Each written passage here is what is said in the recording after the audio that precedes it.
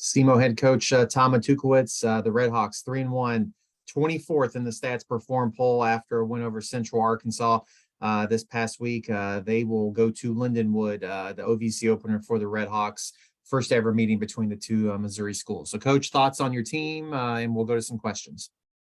Yeah, just really proud of the win we had this weekend. We thank a lot of Coach Brown and UCA football. It's a good program, and was happy to get a win on family weekend. And now we turn a page. We're 3-1 in non-con, and now we start the real mission, which is the OVC.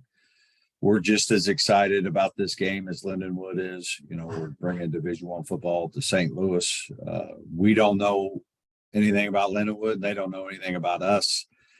And there's just something about being first. Like, this is the first game being Division I and for a rival trophy and all these things that, 10 years from now will be something. And just looking forward to the opportunity to showcase my team and open up Division I football up in St. Louis. Thanks, Coach. We'll go to some questions. Tom, fire away. Well, Coach, I know you said that you don't know anything about Lindenwood, but I would guess that's a somewhat inaccurate statement. What do you know from a schematic standpoint, from a personnel standpoint, anything like that? Because fans are curious, will this be a competitive game? They've never played at this level before. So what are your thoughts on that?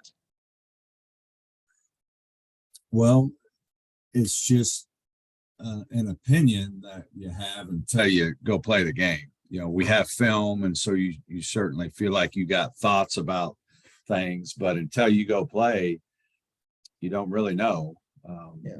I think one certainty is their quarterback. He's a 6-year guy. He's got like 74 touchdowns. I mean, just a tremendous competitor. He wants to be a football coach. And so I think that's a pretty known elite player.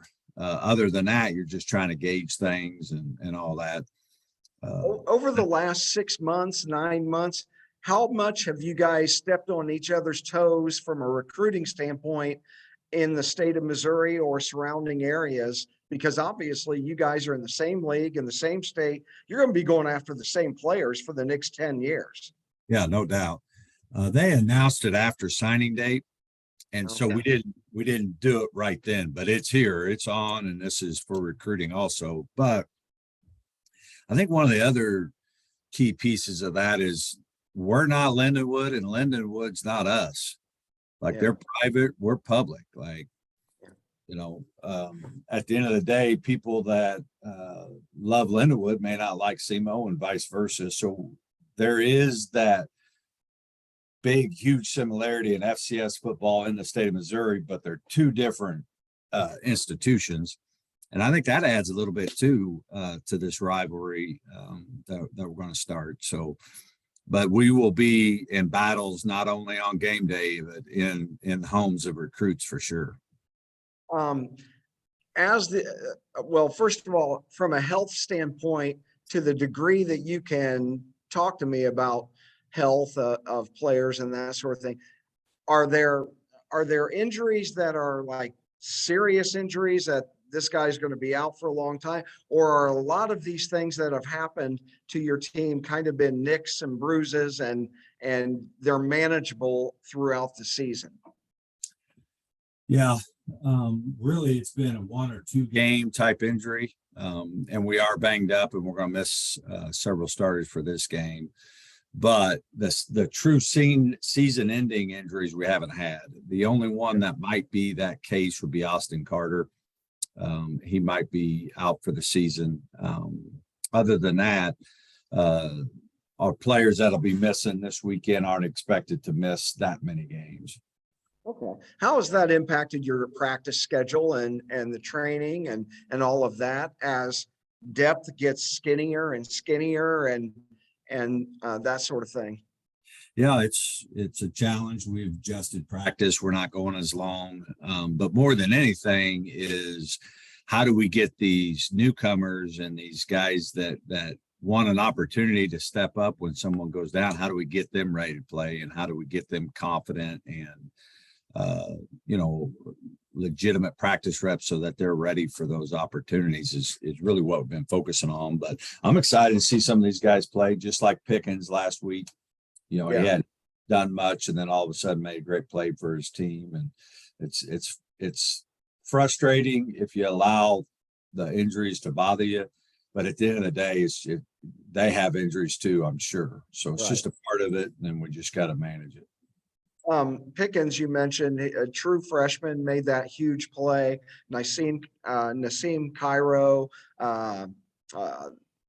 LT from Kennett. I mean, like, we could go on and on and on the list. I mean, Eric Ivory. Is this sort of a blessing? Does this happen every single year where you have, or is this kind of been like, well, we've had a lot of guys this year that have been able to get into the fire and prove themselves? I think it's a little more than normal on defense, but it is a blessing, like you said, because I remember the first game Bryce Norman played. I was like, oh, because before his time, but how do you get better? You don't get better by talking about it. You don't get better by watching film. You get better by playing. And so he was able to get better really quick because he had to force him into playing time. And so it elevated his timeline on being a really good football player. And so hopefully that's what happens with some of these other guys. I don't know what the NCAA rules are as far as recruiting calendar and high school games and that sort of thing. Are you and your staff out on Friday nights recruiting at this time of year, or is that something you're just watching film right now and you don't have time to mess with stuff on Friday nights? No, we go out on Friday. Okay. How many guys? Is there a limit? Like, we can have 5 guys out, or does it just vary? Yeah, there's a limit, but we never reach it. We'll have 3 to 4 guys out of Friday. Okay. All right. I would think that the high school recruits are pretty pumped up. Not only is your team playing well, but you're building a new stadium and you can see it being built as we speak.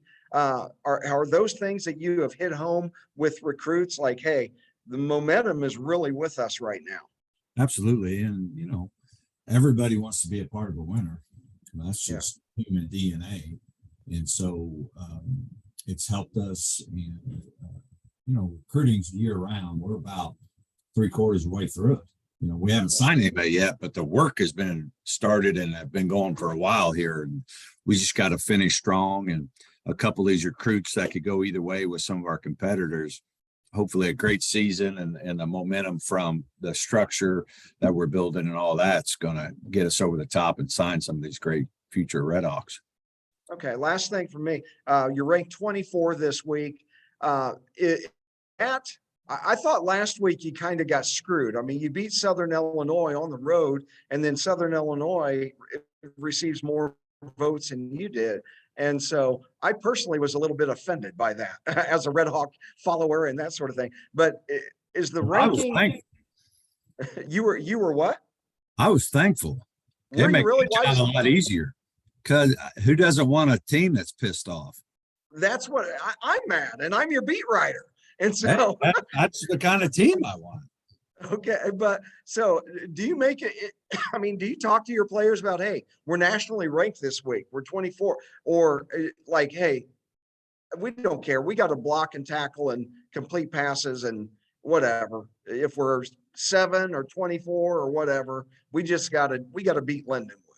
No, we acknowledge it, and we acknowledge that we've had a good season so far, but we also acknowledge, as you have success, what happens is it's harder to turn the page. There's just so many people talking about how good you are. And then eventually you don't get as sharp. You're not as excited for practice. You think you kind of got this. And then all of a sudden you get you butt beat because you didn't prepare like you had been, because you have this feeling that you have already arrived and you're already as good as it takes, and then that's how you get beat. And so it's a little bit of both. You recognize the success for sure.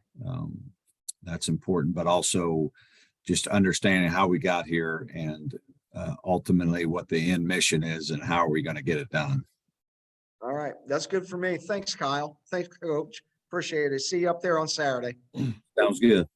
All right, Coach, thanks for your time this morning and best of luck on Saturday, and we'll talk to you next week. Sounds good.